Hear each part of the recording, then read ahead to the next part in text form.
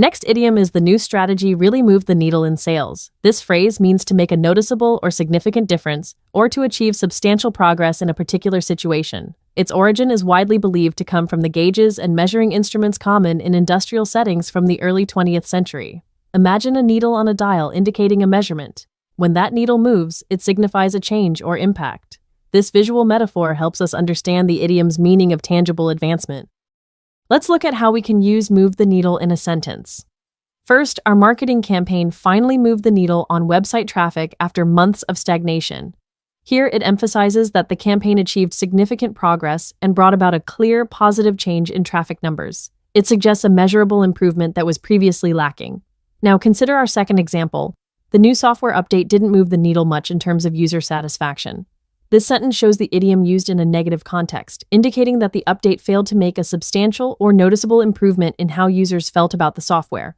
Whether positively or negatively, the phrase always implies a measurable impact or lack thereof, making it a versatile idiom for discussing progress or its absence. There are several similar expressions you can use. First, make a significant impact is a more direct and formal way to say something caused a major effect or difference. It's generally interchangeable with move the needle when referring to a strong influence. However, shift the paradigm suggests a much larger, more fundamental change in how things are done or thought about. While moving the needle often implies measurable progress within an existing framework, shifting the paradigm indicates a complete reevaluation or transformation of that framework. Choose move the needle for noticeable progress and shift the paradigm for revolutionary change. To summarize, moving the needle means making a significant, measurable difference or achieving substantial progress. It draws its vivid imagery from the physical movement of a needle on a gauge, indicating tangible change. Next time you want to describe an action or strategy that truly makes an impact, remember this idiom. For instance, if a new project genuinely brings about positive results, you can confidently say it really moved the needle. Keep practicing these idioms to enrich your English vocabulary and communicate more effectively. I'll see you next time with another great expression. Next idiom is nothing ventured, nothing gained. Try applying for the job. This phrase means you must take risks or make an effort to achieve anything valuable. Rewards rarely come without trying. Rooted in medieval European proverbs, this wisdom reminds us that inaction guarantees no success. Overcome hesitation. Embrace opportunities. Sarah hesitated applying for a dream job. Her friend advised, nothing ventured, nothing gained. Sarah applied, succeeded. Mark feared starting his business. His mentor prompted him to leap. These show taking initial risks despite fear is crucial for unlocking success in careers or personal ventures. Similar expressions include, you have to speculate to accumulate, and no pain, no gain. Speculate focuses on financial risk. No pain emphasizes effort. Our idiom is broader, covering any risk for reward. Use it for general encouragement to take a chance, applicable broadly. To summarize, nothing ventured, nothing gained means rewards require taking a chance. This timeless wisdom encourages overcoming fear and actively pursuing goals. Next time you're hesitant, remember it. Take that courageous step, apply for that job, or start that project. You'll never know your true potential without trying. I'll see you next time with another great expression. Next idiom is, they started the company on a shoestring budget. This means launching something with very limited money. The shoestring, an inexpensive item, symbolizes having just enough for bare essentials. It highlights extreme frugality and resourcefulness. This expression gained common usage in the late 19th century. Let's explore examples. He started a small online store on a shoestring budget. This means building a business with minimal investment. Also, the community theater group put on an incredible play on a shoestring budget. Both show creativity and success despite very limited funds, highlighting resourcefulness. Consider bootstrapped and on a tight budget. Bootstrapped means starting a business with internal resources, showing self-reliance. On a tight budget describes generally limited money. On a shoestring budget means initiating a venture with extremely minimal funds, highlighting humble beginnings due to financial scarcity. To recap, on a shoestring budget means starting with very limited financial resources. It evokes making do with bare minimums, showing frugality and cleverness. Use this phrase for projects launched with ingenuity despite scarce funds. It's a testament to resourcefulness, demonstrating achievement when money is tight. Keep practicing. I'll see you next time with another great expression. Next idiom is, the regulations are just a paper tiger. This phrase describes something that appears formidable or threatening, but is actually powerless or ineffective. Imagine a tiger made of paper. It looks like a fierce predator, but it can't harm anyone. The idiom became widely known in the mid-20th century, notably popularized by Chinese leader Mao Zedong, who used the term to describe seemingly powerful but ultimately weak adversaries. It's a vivid way to express skepticism about perceived strength. Let's look at how we can use paper tiger in everyday conversation. For our first example, don't worry about those new security rules. They're just a paper tiger with no real enforcement. Here, the security rules sound intimidating, but lack the practical means to be effective. They exist on paper, but aren't genuinely enforced. Our second example illustrates this further. The company's strict privacy policy turned out to be a paper tiger when a major data breach occurred. This highlights a situation where a policy or regulation, despite sounding strong, failed completely in practice, revealing its inherent weakness. Both examples show how the idiom points to a superficial strength that hides a lack of real power or impact. When you want to express a similar idea, you could say all bark and no bite. This suggests someone or something that makes a lot of noise or threats but isn't actually dangerous or effective, much like a paper tiger. Another apt expression is empty threat, directly conveying a warning or menace that lacks any real power or intention behind it. While paper tiger emphasizes a general inherent weakness despite outward appearance, all bark and no bite highlights a lack of action behind strong words. Use empty threat for specific warnings devoid of power. To recap, a paper tiger describes anything that appears strong or threatening but is actually powerless and ineffective. Originating from Chinese political discourse, it's a powerful metaphor for superficial strength. Remember, just because something looks intimidating doesn't mean it holds real power. Next time you encounter a rule or a situation that seems formidable but has no teeth, you can confidently call it a paper tiger. It's a great idiom for pointing out a lack of substance behind an imposing facade. Keep practicing these vivid expressions to enhance your English. I'll see you next time with another great expression. Next idiom is, always keep a paper trail of important decisions. This means maintaining written records of significant choices and communications for accountability and future reference. The phrase paper trail gained prominence in the 20th century, especially in legal and administrative contexts, highlighting the need for concrete proof.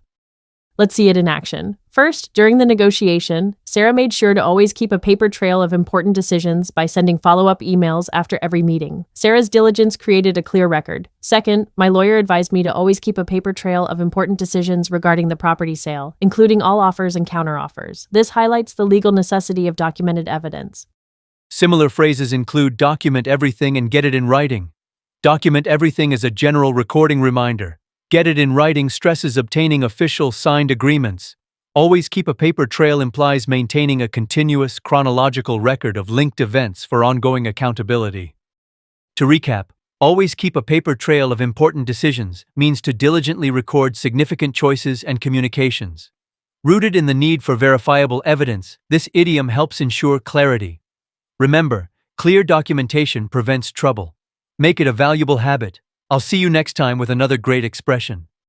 Next idiom is, don't pass the buck. Take responsibility. It means to accept your duties instead of shifting them to others.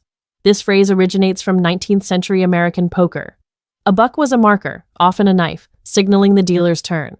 Passing the buck literally meant handing off dealing responsibility. Here are examples. First, when the project failed, the manager said, "Don't pass the buck. Let's figure out what went wrong together." This shows a leader demanding accountability. Second, "It was my mistake. I won't pass the buck. I'll fix it." This demonstrates personal responsibility, highlighting owning one's actions. Own up to it and bite the bullet are similar. Own up to it means admitting fault.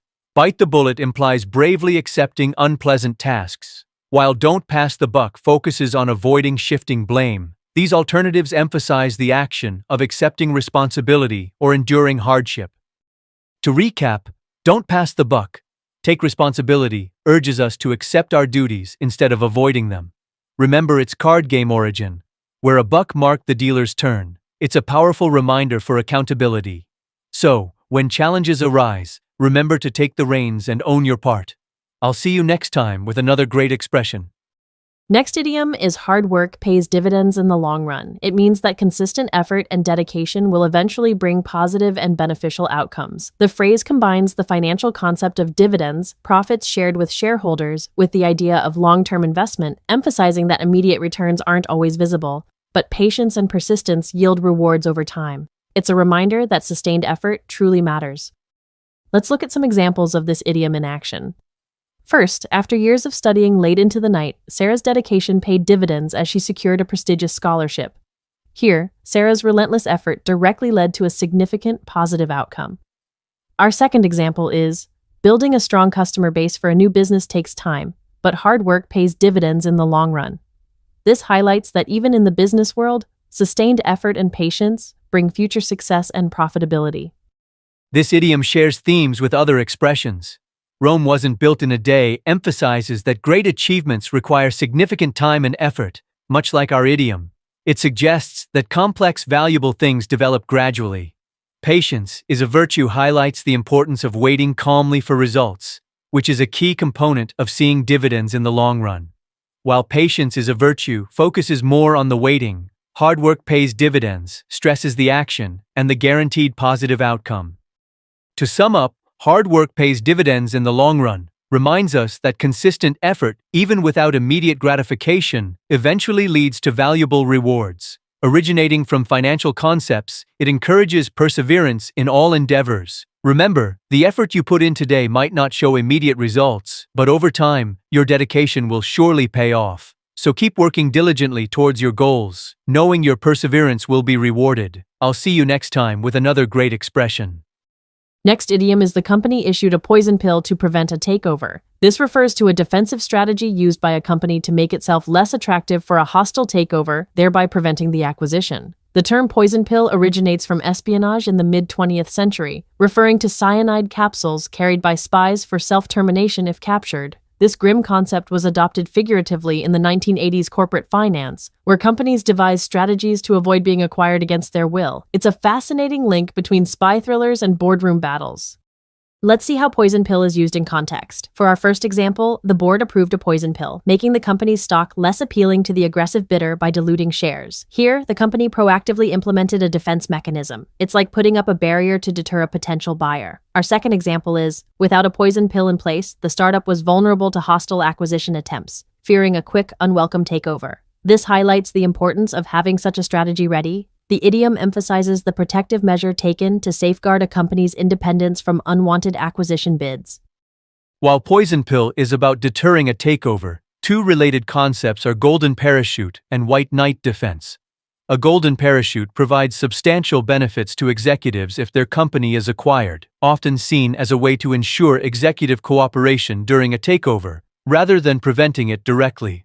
A white knight defense, on the other hand, involves inviting a friendly company to acquire the target to avoid a hostile takeover by an undesirable party. So, while all are takeover defenses, the poison pill focuses on making the target unappetizing to any hostile bidder. So, remember, a poison pill in the corporate world is a powerful defensive move to prevent an unwelcome takeover. Just like its literal, historical counterpart, it's designed to make the target undesirable or too costly to acquire. It's a vital concept in business strategy, illustrating how companies can fight to maintain their independence. Keep an eye out for this phrase in financial news, and use it to describe a company's strategic defense against hostile bids. Mastering such idioms enriches your understanding of complex business scenarios. I'll see you next time with another great expression. Next idiom is, if you charge too much, you'll price yourself out of the market. This means that if a seller's price is too high, customers will simply not buy, leading to a loss of sales and market presence. Its origin lies in early 20th century business and economics, describing this fundamental market dynamic clearly. Let's see it in action. First, consider the new restaurant charged $50 for a burger, completely pricing itself out of the local market. High prices here clearly deter customers. Second, if we increase our software subscription fee too much, we'll price ourselves out of the market and lose customers to competitors. Both examples illustrate how overpricing directly results in losing your customer base. Similar expressions include, to kill the goose that lays the golden eggs, emphasizing destroying a valuable income source through greed. To shoot oneself in the foot means to inadvertently harm one's own interests. While both convey self-sabotage, Our idiom specifically highlights pricing as the direct cause. To sum up, if you charge too much, you'll price yourself out of the market warns against setting prices so high that you lose customers and market share. This principle, rooted in economics, reminds us to find the right balance. Keep this idiom in mind for smart business decisions. I'll see you next time with another great expression. Next idiom is, the designer is always pushing the envelope with new ideas. This means to test or extend the very limits of what is possible. It comes from mid-20th century aeronautics. Test pilots explored an aircraft's flight envelope, its safe performance boundaries. Pushing the envelope meant exceeding these to discover new capabilities, now describing pioneering effort. Listen to these examples. Our R&D team is constantly pushing the envelope with experimental new materials. This describes extending science limits. Another, she's an artist who loves to push the envelope, challenging traditional art forms. This shows breaking creative boundaries. Pushing the envelope highlights a pioneering spirit, extending limits in fields. Pushing the envelope means actively testing limits. Compare to break new ground or think outside the box. While related, it uniquely implies taking risks to extend established boundaries, perfect for describing adventurous progress and innovation. To summarize, pushing the envelope means daringly extending limits, originating from aviation. Use it when someone is innovating or taking risks to advance possibilities. The designer is always pushing the envelope, continually seeking groundbreaking ideas. This idiom describes those who challenge the status quo. I'll see you next time with another great expression.